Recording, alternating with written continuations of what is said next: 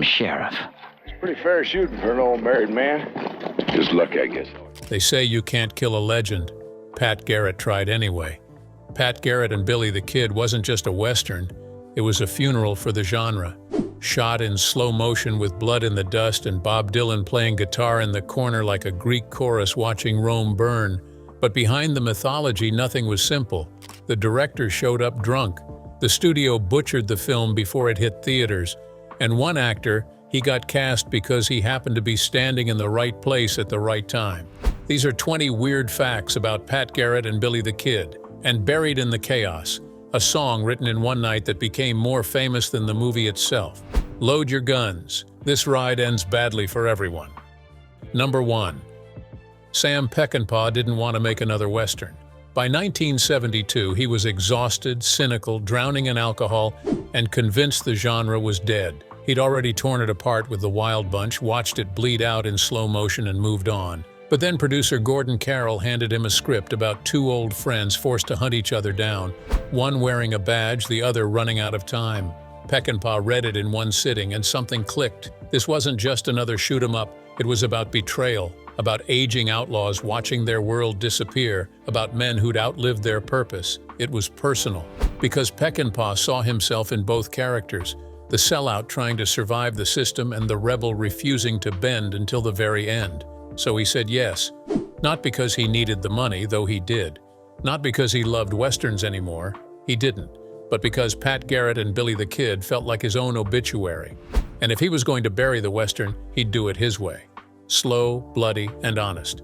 The studio had no idea what they were signing up for. Number 2. He killed 21 men. I don't want to kill you, Bill. No, I sure hope you don't. Kristofferson wasn't an actor, he was a songwriter, a Rhodes Scholar turned Nashville outlaw who'd written hits for Janis Joplin and Johnny Cash. But when Peckinpah saw him, scruffy beard, quiet intensity, eyes that looked like they'd seen too much too soon, he knew, that's Billy. Kristofferson didn't audition. He didn't read for the part. Peckinpah just called him up and said, "You're playing Billy the Kid." Kristofferson thought it was a joke. He'd only done one film before, Cisco Pike, a small role that nobody saw. But Peckinpah didn't care about experience, he cared about authenticity. And Kristofferson had it. The weariness, the defiance, the sense of a man who knew he was doomed but refused to apologize for it. On set, he barely spoke, he didn't need to. He just stood there, guitar slung over his shoulder, looking like a ghost from 1881 who'd wandered onto a 1972 film set and decided to stay. The crew called him the Kid, even though he was 36, and by the time cameras stopped rolling, nobody could imagine anyone else in the role, because Kristofferson didn't play Billy the Kid. He haunted the screen as him. Number 3. Patrick F. Garrett. He was the most dangerous outlaw. James Coburn was the opposite. A seasoned actor, cool, controlled, all sharp angles and colder eyes. He'd worked with Peckinpah before on Major Dundee, knew how the director operated, knew when to push back and when to let the madness flow. Coburn didn't see Pat Garrett as a villain. He saw him as a man making the hardest choice of his life, selling out to survive, putting on a badge to stay alive in a world that had no place for outlaws anymore.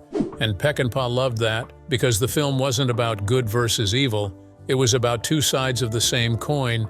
Billy refused to change. Garrett did, and both paid the price. Coburn brought a quiet menace to the role, a sense of regret buried under every word. He wasn't hunting Billy because he wanted to, he was hunting him because he had to. And in the final scene, when Garrett shoots his own reflection in the mirror, that wasn't in the original script. Coburn improvised it. One take, no rehearsal, just an actor who understood the assignment better than anyone. Pat Garrett killed Billy the Kid, but he never forgave himself, and Coburn made sure you saw it in his eyes. Number 4. And introducing in his first dramatic motion picture performance. Bob Dylan didn't want to act. He agreed to do the soundtrack, something quiet, something haunting. But Peckinpah had other ideas. He cast Dylan as Alias, a mysterious drifter who wanders through the film like a ghost, barely speaking, just observing. Dylan thought it was insane. He wasn't an actor. He'd never been on a film set. He didn't know how to hit marks or deliver lines. But Peckinpah didn't care. He told Dylan, "Just be yourself, don't act, just exist." And somehow it worked. Dylan's scenes are strange, surreal, almost dreamlike. He's there, but not quite, present but detached, like a narrator who stepped into his own story and couldn't find his way out. The crew didn't know what to make of him. He'd show up late, guitar in hand, mumble through takes, then disappear for hours. But when you watch the film, Elias feels like the only character who understands what's really happening. He's watching the death of the Old West in real time. And Dylan, whether he meant to or not, captured that melancholy perfectly. He didn't act, he mourned. Number 5. Knockin' on Heaven's Door wasn't supposed to be in the movie. Dylan wrote it in one night, alone in a hotel room after watching Peckinpah shoot a scene where Sheriff Baker's wife watches him die. The melody came fast, the lyrics, simple, haunting, just a few lines about dying and letting go. Dylan brought it to set the next day and played it for Peckinpah on an acoustic guitar. No production, no arrangement, just raw. Peckinpah listened in silence. Then he said, "That's the soul of this film." They recorded it quickly, layered it over the death scene, and suddenly the movie had a heartbeat. The song became bigger than the film. It charted worldwide, was covered by everyone from Eric Clapton to Guns N' Roses, and turned into one of Dylan's most iconic tracks. But in the context of Pat Garrett and Billy the Kid, it's not just a song, it's a eulogy. For Sheriff Baker, for Billy, for the West itself. And Dylan, who never wanted to act, ended up giving the film its most lasting legacy. Not with his performance, with 3 minutes of music that made the whole world stop and listen. Number 6.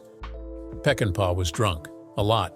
Not just tipsy, full-on falling down, slurring his words, starting fights drunk. He'd show up to set late, eyes bloodshot, temper already flaring. The cast and crew knew the signs. If Peckinpah had a bottle in his hand before lunch, it was going to be a long day. He clashed with the producers. He screamed at the studio executives. He rewrote scenes on napkins and handed them to actors 5 minutes before filming. And through it all, he kept shooting. Because beneath the chaos, beneath the anger and the alcohol, Peckinpah was still a genius. He knew exactly what he wanted. Every frame, every cut, every blood squib. The problem was getting there. James Coburn later said working with Peckinpah on this film was like watching a man fight himself. Half the time he was brilliant, the other half he was drowning. But somehow, somewhere between the rage and the whiskey, Peckinpah made a masterpiece. He just didn't live long enough to see it recognized as one. Number 7. The studio hated the first cut. Peckinpah turned in a version that was slow, meditative, almost dreamlike. Long silences, lingering shots, blood that sprayed in slow motion like poetry. MGM watched it and panicked. This wasn't a Western, this was a funeral dirge. They wanted action, shootouts, a clear hero and villain. What they got was a film that refused to pick sides, that let scenes breathe until they suffocated, that made you feel every death like a punch to the gut. So they did what studios do. They took the film away from Peckinpah, recut it, trimmed 20 minutes, rearranged scenes, added a new opening, and released their version to theaters in 1973. It bombed. Critics hated it. Audiences were confused, and Peckinpah, he never forgave them. He spent the rest of his life telling anyone who'd listen that MGM destroyed his film, and for years he was right. The theatrical cut was a mess, disjointed, lifeless. It wasn't until decades later that a restoration team found Peckinpah's original cut, pieced it back together, and released what the film was always meant to be. Slower, stranger, sadder, and undeniably brilliant. The studio killed it in 1973, but the director's cut? That one lived forever. Number 8. The violence wasn't gratuitous, it was grief. Peckinpah didn't shoot gunfights like other directors. He made them hurt. When someone gets shot in Pat Garrett and Billy the Kid, you see the impact. The body jerking, the blood misting in the air, the slow collapse, and then silence. No music, no quick cuts, just death, unfiltered. Peckinpah called it the ballet of death. He wanted audiences to feel every bullet, to understand that violence isn't heroic, it's tragic. And he succeeded. Some scenes are almost unwatchable. Not because they're gory, but because they're real. When Slim Pickens' character, Sheriff Baker, gets shot and stumbles down to the river to die while Knockin' on Heaven's Door plays, it's not an action beat. It's a goodbye. His wife sits beside him, holding his hand, watching the light fade from his eyes. No dialogue, just two people saying goodbye without words. Peckinpah didn't glorify death. He made you sit with it. And in a genre built on shootouts and heroism, that was radical. It was also why audiences stayed away. They wanted escape. Peckinpah gave them truth. And truth, in 1973, didn't sell tickets. Number 9. The script was based on real events, sort of. Pat Garrett really did hunt down Billy the Kid. He really did shoot him in a darkened room in Fort Sumner, New Mexico, on July 14, 1881. But almost everything else in the film? Fiction. The movie takes wild liberties with history, inventing characters, changing timelines, turning a quick manhunt into a slow, existential meditation on friendship and betrayal. Peckinpah didn't care about historical accuracy, he cared about myth. And in the mythology of the Old West, Billy the Kid wasn't just an outlaw, he was a symbol of rebellion, of youth refusing to bow to authority. And Pat Garrett? He was the man who sold out, who chose survival over loyalty. The real Pat Garrett was more complex than that. He was a rancher, a lawman, a man trying to bring order to chaos. But Peckinpah wasn't interested in the real man. He wanted the archetype, the Judas figure, the friend who pulls the trigger. And by stripping away the facts and leaning into legend, Peckinpah created something more powerful than a history lesson. He created a ghost story about the death of an era. Number 10. The cast was stacked with character actors, legends, and weirdos. Slim Pickens, Jack Elam, Chill Wills, Katie Jurado, Harry Dean Stanton, L.Q. Jones. These weren't just actors. They were faces of the West, people who'd been in Westerns for decades, who knew the genre inside and out. And Peckinpah used them like a director conducting a symphony. Each one got their moment, a monologue, a death scene, a knowing glance. It wasn't about star power, it was about texture. Every weathered face, every lined forehead, every gravelly voice added weight to the world. These weren't movie stars pretending to be cowboys. These were people who looked like they'd lived through 1881 and barely survived. And when they died on screen, it felt like the genre itself was dying with them, because in many ways it was. By 1973, the Western was fading. Television had moved on. Audiences wanted something new. And Peckinpah, surrounded by the ghosts of the Old West, was filming their final bow. A eulogy disguised as a movie. Number 11. So they made him sheriff. It's pretty fair shoot. The opening scene wasn't in the original script. Peckinpah added it during production. A flash forward showing Pat Garrett's murder in 1908, 27 years after he killed Billy. It's brutal, quick, and tells you everything you need to know. Garrett didn't get away with it. He survived Billy, but he never escaped him. The guilt followed him like a shadow for decades until someone finally put a bullet in his back. Peckinpah shot it in harsh daylight. No music, no drama. Just an old man gunned down in the dirt. And then the film jumps back to 1881, to the days before the killing. And suddenly, you're watching a tragedy where you already know how it ends. Both men die. One quickly, one slowly. The studio hated the opening. They thought it was confusing, depressing, too dark. They wanted to cut it. Peckinpah refused. He said the whole point of the film was that violence doesn't solve anything, it just echoes forward until everyone's dead. The studio cut it anyway in the theatrical release, but when the director's cut was restored years later, that opening scene returned. And suddenly the film made sense. It wasn't a story about heroes and outlaws. It was about two men who killed each other in different ways. One with a gun, one with guilt. And neither one ever really lived again after that night in Fort Sumner. Number 12. The location shooting was hell. Peckinpah chose Durango, Mexico, the same place he'd filmed The Wild Bunch. Remote, dusty, sweltering heat during the day, freezing cold at night. No modern amenities, no escape. The cast and crew lived in small hotels, ate questionable food, and dealt with equipment failures, sandstorms, and dysentery. Kristofferson got so sick he lost 20 pounds during filming. Bob Dylan wandered around looking lost, homesick, wondering what he'd signed up for. And Peckinpah, he thrived in the chaos. He loved the isolation, loved that nobody from the studio could easily visit the set, loved that he had total control in the middle of nowhere. But it took a toll. Tempers flared, arguments broke out. One day, Peckinpah and James Coburn got into a screaming match that nearly turned physical. The crew had to separate them. Another time, Peckinpah fired someone on the spot for questioning a shot, then rehired them an hour later like nothing happened. The heat made everything worse. Actors missed their marks. Film melted in the cameras. Stunt horses refused to cooperate. And through it all, Peckinpah kept shooting, pushing everyone to the edge, demanding perfection, even as everything around him fell apart. He later said Durango broke something in him. But it also gave the film its authenticity. That dust, that heat, that exhaustion, it's all on screen. You can see it in the actors' faces. They weren't performing misery, they were living it. And that made every scene feel real, raw, like a documentary of men slowly dying under a Mexican sun. Number 13. The chicken scene wasn't planned. There's a moment early in the film where Billy and his gang shoot glass bottles off a fence while a bunch of chickens scatter in panic. It's chaotic, absurd, almost comedic. But it wasn't in the script. Peckinpah saw the chickens wandering around the set left over from a nearby village and told the actors, "Start shooting, see what happens." They did.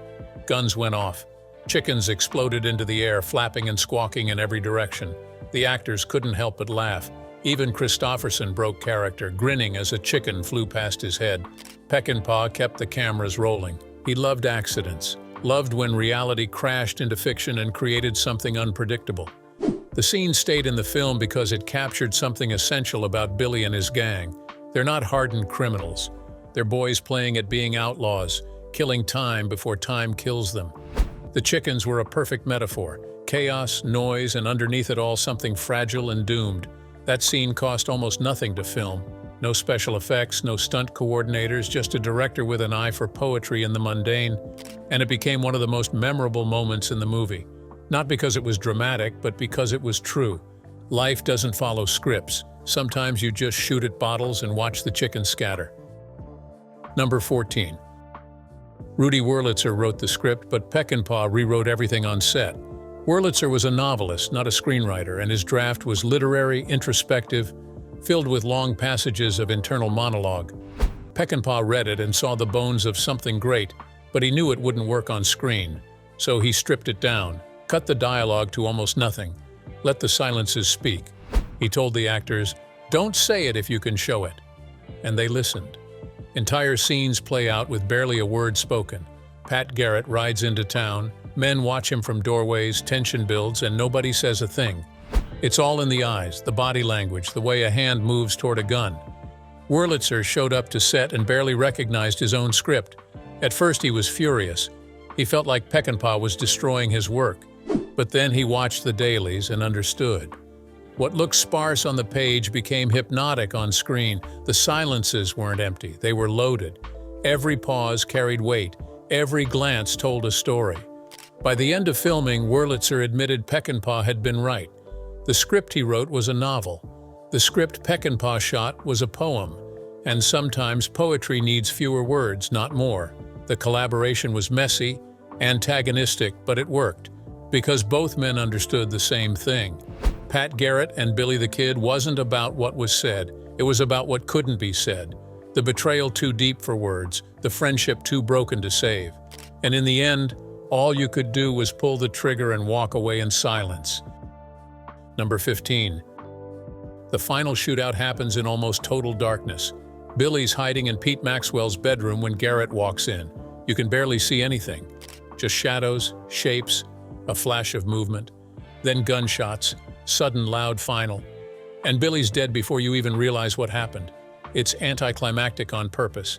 Peckinpah didn't want a dramatic showdown, he wanted the truth. And the truth is, Billy the Kid died in the dark, confused, barely 21 years old, killed by a man he used to call a friend. No epic duel, no final words, just confusion and death. James Coburn later said filming that scene was eerie. They shot it at night, in near total darkness with just a few candles for light. He couldn't see Kristofferson across the room. He couldn't see the crew. He just stood there with a prop gun and waited for Peckinpah to yell action. And when he pulled the trigger, even though he knew it was fake, even though Kristofferson was perfectly safe, it felt real. The darkness, the silence, the sudden violence. For a moment, Coburn said he forgot he was acting. He was Pat Garrett, and he'd just killed his friend. That's what Peckinpah wanted, not a performance, a moment of truth. And the darkness made it possible, because in the dark, you can't hide from what you've done. You can only feel it. And Garrett felt it for the rest of his life. number 16. After Billy dies, there's no celebration, no relief. Pat Garrett walks out of the room, past Billy's friends, past the townspeople gathering in the street. Nobody speaks. They just stare at him, judging, knowing. And Garrett walks to a saloon, orders a drink, and shoots at his own reflection in the mirror. He doesn't hit it. But the message is clear. He's killed the man he used to be. The outlaw, the friend, the part of himself that refused to compromise.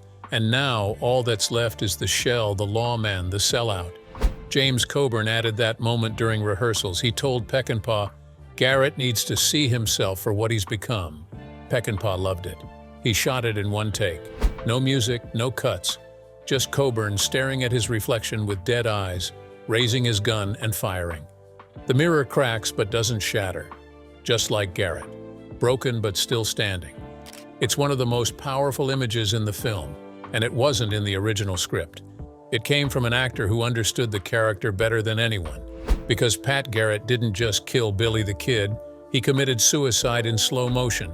And the rest of his life, all 27 years until someone finally shot him in the back, that was just him walking around as a ghost. Dead on the inside, but too stubborn to fall down.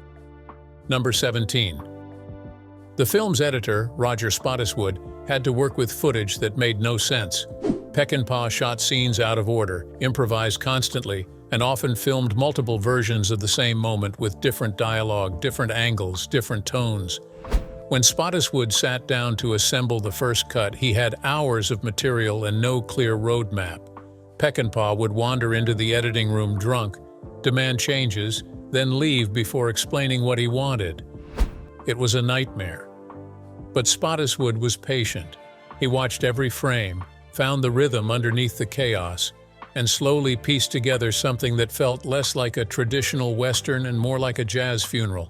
Long takes, sudden cuts, silence followed by violence. He used Dylan's music not as a soundtrack but as a narrator, letting the guitar and harmonica guide the emotional tone of scenes.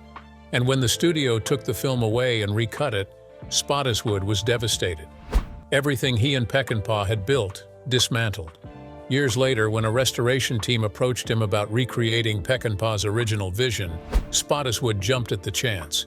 He dug through archives, found lost footage, matched it against Peckinpah's notes, and reassembled the film as it was always meant to be. The director's cut that exists today is largely his work, a labor of love for a film that almost nobody saw the first time around. And when it was finally released in the 1980s, critics who'd dismissed the original suddenly understood. This wasn't a mess. This was a masterpiece that had been hidden in plain sight, waiting for someone to care enough to find it.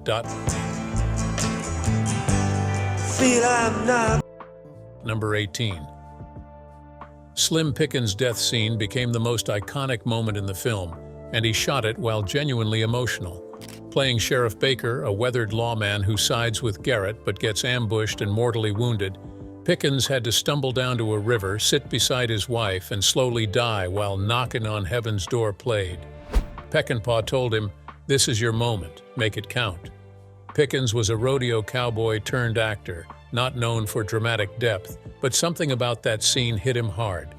Maybe it was the setting, the quiet river, the sun going down. Maybe it was the song Dylan had just written, so simple and sad it broke something open. Or maybe Pickens just understood what Peckinpah was trying to say. That death isn't dramatic, it's just the end. Tired, quiet, inevitable. He sat there beside actress Katie Jurado, who played his wife, and the two of them barely spoke. She held his hand. He closed his eyes. And slowly the life drained out of him. Peckinpah shot it in one long, unbroken take. No cuts, no coverage. Just two people sitting by a river while a man died. The crew watched in silence. Even the sound guy was crying. And when Peckinpah finally called cut, nobody moved. They just stood there, processing what they'd witnessed. It wasn't acting anymore. It was something else. Something true. Pickens later said he didn't remember much about filming that scene. He just remembered feeling sad, really sad, like he was saying goodbye to something he couldn't name. And that sadness, it's all over his face. You can see it in every frame. A man who knows it's over, not just for his character, for the whole dying West. Number 19. The film failed at the box office and nearly destroyed Peckinpah's career. Released in summer 1973, it opened poorly, got mixed reviews, and disappeared within weeks. Critics called it slow, confusing, pointless. Audiences wanted the Wild Bunch, big shootouts and bold violence. What they got was a quiet meditation on aging and regret. Peckinpah was crushed. He'd fought so hard for this film, battled the studio, battled his own demons, and in the end, nobody cared. He started drinking even more heavily. His next few films were compromises, studio jobs he took for money, and none of them had the soul of Pat Garrett. He became bitter, angry, convinced Hollywood had betrayed him. And maybe it had. Because the film he made, the director's cut that nobody saw in 1973, was brilliant. It just took the world decades to catch up. When the restored version finally premiered at film festivals in the 1980s, critics who dismissed it the first time apologized. They called it a masterpiece, a lost classic, one of the greatest westerns ever made. But Peckinpah didn't live to see the redemption. He died in 1984, bitter and broken, convinced he'd failed. He never knew that his funeral for the Western would become its most haunting epitaph, that Pat Garrett and Billy the Kid would outlive the genre it mourned, and that audiences in the future would watch it and understand what he'd been trying to say all along. That violence doesn't make you a hero, it just makes you alone. And in the end, everyone dies. Some quickly, some slowly, but nobody escapes. Number 20. The film's legacy wasn't the box office or the reviews. It was the influence. Directors who grew up watching Pat Garrett and Billy the Kid saw something in its slow, mournful pacing that changed how they thought about westerns, about violence, about myth. Quentin Tarantino cited it as an influence on his approach to gunfights, the way Peckinpah made death feel inevitable rather than exciting. The Coen brothers referenced it in No Country for Old Men, another film about aging men watching the world change and realizing they no longer fit. And countless other filmmakers, from Walter Hill to Taylor Sheridan, absorbed its lessons. That you don't need spectacle to create tension. That silence can be louder than dialogue. That the best westerns aren't about winning, they're about what you lose along the way. Even Bob Dylan's Knockin' on Heaven's Door became bigger than the film, covered by hundreds of artists, played at funerals and memorials around the world. It became a song about death, not just in the Old West but everywhere, a universal eulogy. And in a strange way, that song accomplished what the film tried to do. It made people stop and think about mortality, about the doors we all eventually walk through, about the friends we lose and the choices we can't undo. Pat Garrett and Billy the Kid wasn't a hit, it was a ghost. And like all good ghosts, it haunted the people who encountered it. It lingered in the back of their minds, showed up in their work, whispered in their ears when they tried to make something honest and true. And 50 years later, it's still haunting us, still reminding us that legends die hard, but they always die. And the men who kill them die too, just slower, just sadder, just alone in the dark, staring at their own reflection and wondering if it was worth it.